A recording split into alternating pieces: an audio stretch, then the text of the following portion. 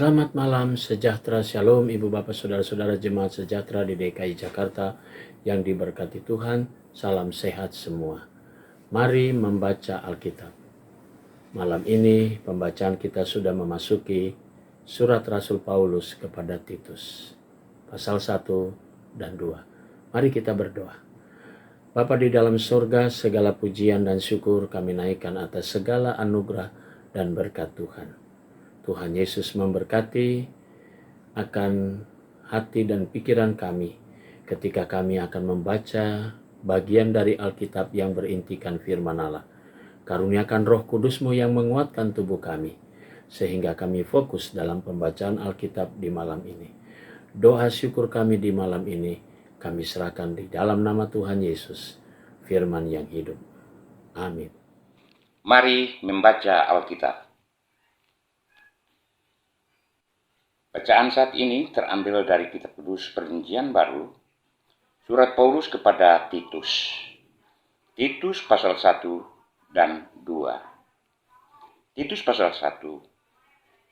Salam dari Paulus, hamba Allah dan Rasul Yesus Kristus, untuk memelihara iman orang-orang pilihan Allah dan pengetahuan akan kebenaran seperti yang nampak dalam ibadah kita, dan berdasarkan pengharapan akan hidup yang kekal, yang sebelum permulaan zaman sudah dijanjikan oleh Allah yang tidak berdusta, dan yang pada waktu yang dikehendakinya telah menyatakan firman-Nya dalam pemberitaan Injil yang telah dipercayakan kepadaku sesuai dengan perintah Allah Juru Selamat kita.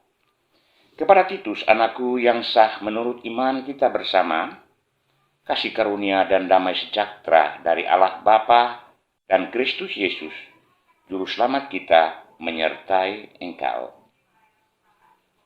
Tugas Titus di Kreta, syarat-syarat bagi penatua penilik jemaat.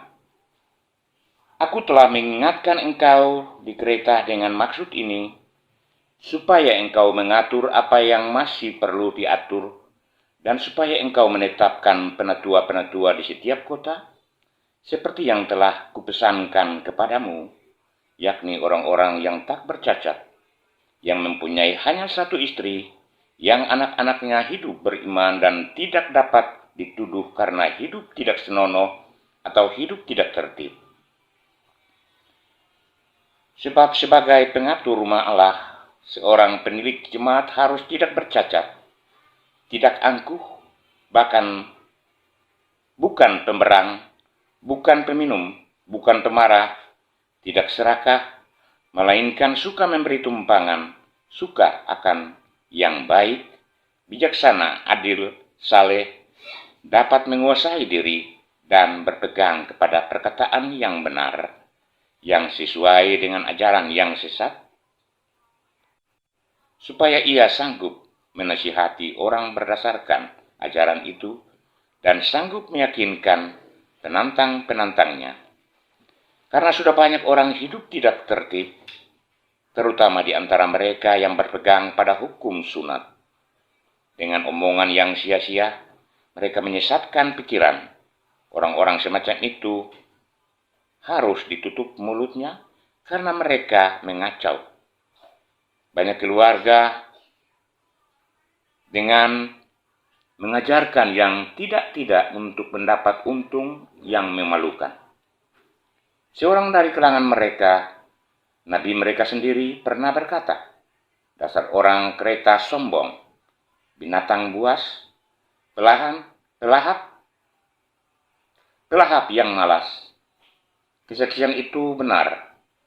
Karena itu, tegurlah mereka dengan tegas, supaya mereka menjadi sehat dalam iman, dan tidak lagi mengindahkan dongeng-dongeng Yahudi dan hukum-hukum manusia yang berpaling dari kebenaran. Bagi orang suci semuanya suci, tetapi bagi orang najis dan bagi orang tidak beriman satupun tidak ada yang suci, karena baik akal maupun suara hati mereka najis. Mereka mengaku mengenal Allah, tetapi dengan perbuatan mereka menyangkal Dia. Mereka keji dan durhaka dan tidak sanggup berbuat sesuatu yang baik.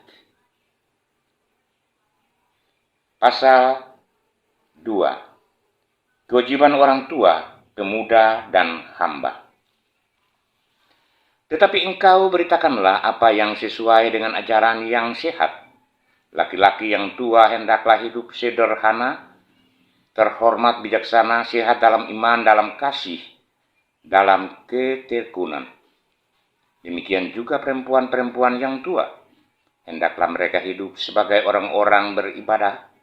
Jangan memfitnah, jangan menjadi hamba anggur, tetapi cakap mengajarkan hal-hal yang baik, dan dengan demikian mendidik perempuan-perempuan muda mengasihi suami dan anak-anaknya. Hidup bijaksana dan suci, rajin mengatur rumah tangganya, baik hati dan taat kepada suaminya, agar firman Allah yang dihujat orang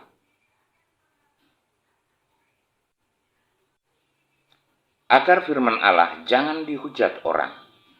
Demikian juga orang-orang muda, nasihatilah mereka supaya mereka menguasai diri dalam segala hal, dan jadikanlah dirimu sendiri suatu teladan dalam berbuat baik.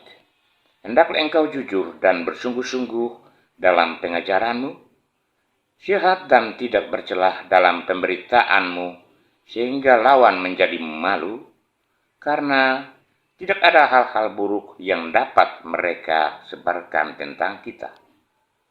Hamba-hamba hendaklah taat kepada tuannya dalam segala hal dan berkenan kepada mereka. Jangan membantah, jangan curang, tetapi hendaklah selalu tulus dan setia, supaya dengan demikian mereka dalam segala hal memuliakan ajaran Allah, Juru Selamat kita. Kasih karunia Allah menyelamatkan semua manusia. Karena kasih karunia Allah yang menyelamatkan semua manusia sudah nyata.